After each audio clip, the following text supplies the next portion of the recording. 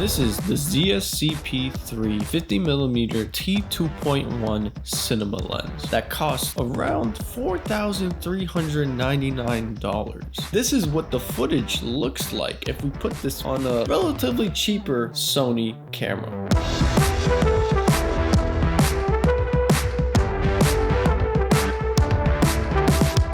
Let's start the conversation. What is more important, the camera or the lens? This is part one, the lens edition.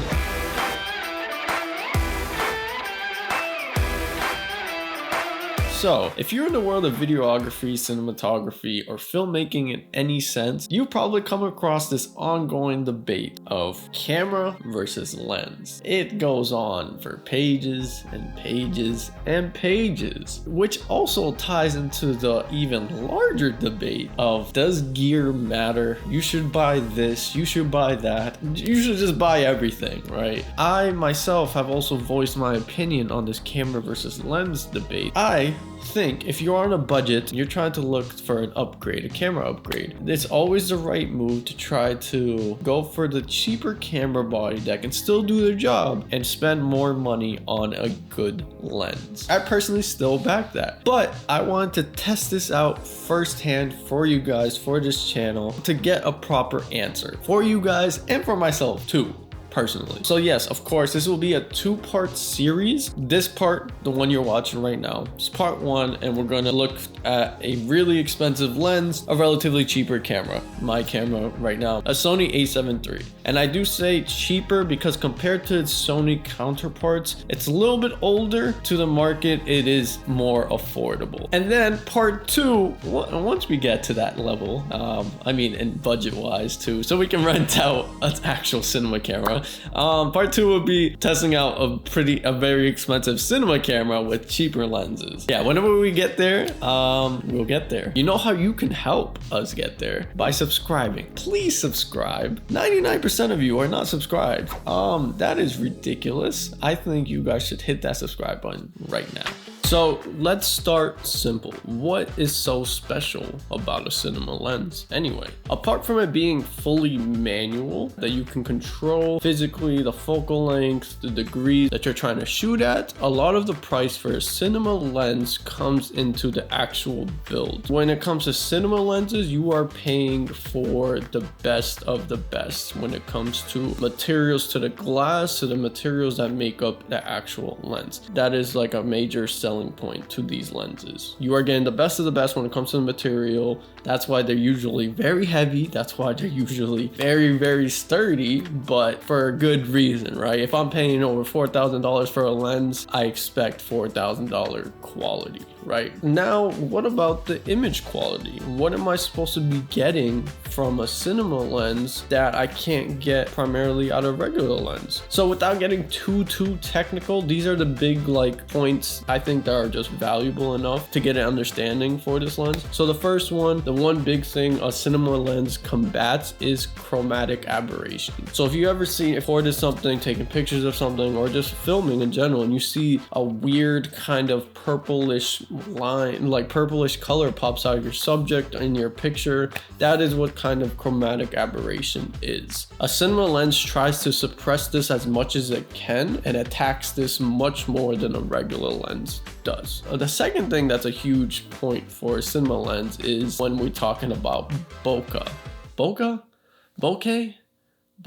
I don't know if I'm saying it right or not, but essentially that's that blurry background that, like I said in multiple videos, that is what it's truly meant to be a filmmaker, a cinematographer. It's just, you know, a cinema lens tries to give you the smoothest bokeh. You will only notice the difference if you're really looking at it technically. A regular lens with bokeh is kind of sharp, background is just kind of, there's more spheres, more shapes to deal with. With a cinema lens, it's more smooth. We got bokeh, chromatic aberration, and then another thing is the richness of your image. These cinema lenses are meant to keep the richness of the shadow and also kind of soften your image a little bit more For the image quality, it wants to give you the most natural looking image, basically. And I think I can go on forever when it comes to technical aspects of these lenses, of what makes them different, what makes them not. But I feel like that's enough so you get an overview as to what the difference is, right? So let's get into our first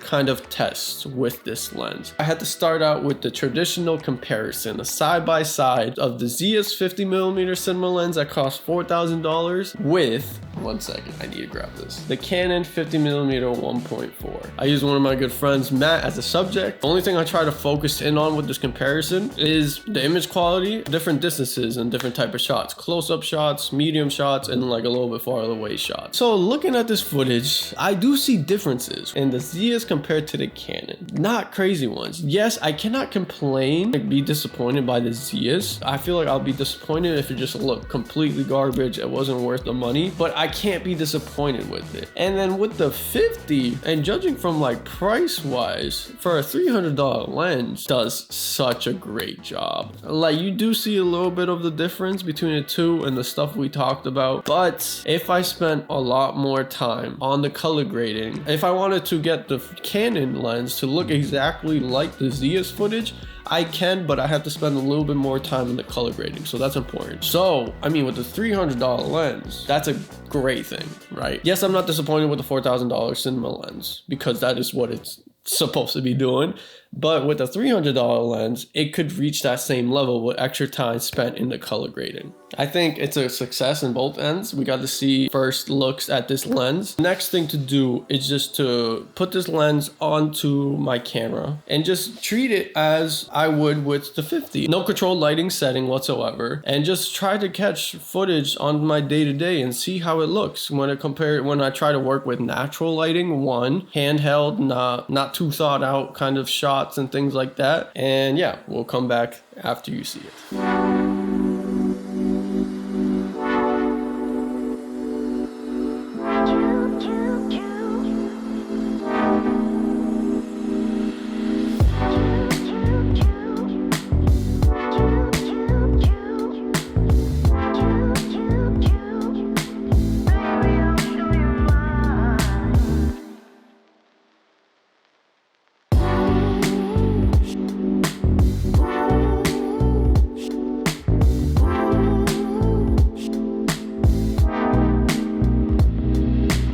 So yeah, what do you think? How did it look? Taking a look back at the footage now after I edited, it does look really, really great. But I don't think that's enough. I don't think that B-roll sequence was enough for you, for this video, for this channel, or for aspiring filmmakers in this world.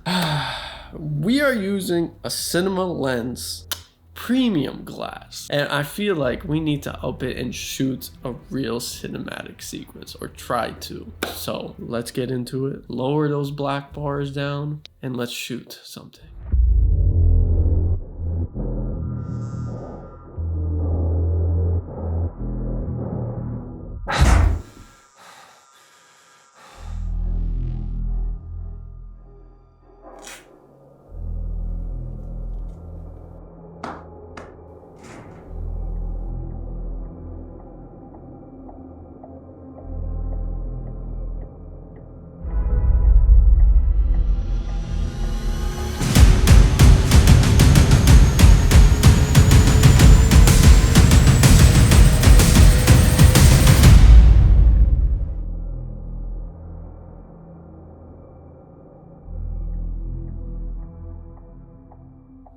KSI, I'm calling you out. Forget Alex Wasabi. Fight me. I am kidding. That one was just for cinematic testing purposes. Also to that location I want to test out what it looks like for an upcoming project that comes in. Shout out to my boy Matt for actually videotaping that. Matt's another great and talented videographer. But yeah, it was just for this video. So now let's get into my final thoughts. This video and this two-parter kind of little series, we always want to come up with an answer, right. For this case, a lens to a camera is only 50%. 50% of the partnership, if we want to call it that. It can help make up for a camera that might lack in some areas. For example, a more expensive lens that's able to go at a lower aperture can improve a certain camera's low light capabilities. Overall, it helps out with image quality purposes. But there's a whole other aspect of it that we will get into in the next part of the series, where we look at a more expensive camera and what that brings to the table. A little snippet of like what a camera can bring to you. I used my Sony a7 III, and like I said in the beginning, yes, compared to the market, it's a lot cheaper to other Sony counterparts, but it's still better in the video sense than my Canon 80D, for the simple fact that it can shoot in log formatting. That's a huge thing when it comes to image quality and how far you can push an image. Even if we look at it like a partnership, it's really a triangle: lens, camera. The king up top is lighting. It doesn't matter what camera you have, what lens you have, lighting is king, and if you master lighting, it's really what makes the difference. So conclusion for this video: is the lens more important than the camera? Yes, to a degree. We've seen what a more expensive lens can bring to the table. Next part, we'll check out a very expensive cinema camera brings to the table. I know it's not a more concrete answer, but I hope it steers you in the right direction when it comes to learning more about gear and learning more about which ones can best be used in your arsenal to create your ideas. That's the video. We hit 300 subscribers. I know it's not like a huge milestone, but I've said it in multiple videos of trying to get to 300. Yeah, it's great. I'm not going to do one every single 100. Like, I'll thank you for 400, thank you for 500. But also passing 2,000 views on the last video. That was amazing. And I know a lot of you came from that video. For a lot of new people that are in here, my aim is to teach you something from a creative director standpoint, photography, videography, filmmaking standpoint, some type of way with every single video. Also, these videos are kind of like a stamp in my progression. Yeah, thank you. Stay safe. Always do what you love, and I will catch you in the next one.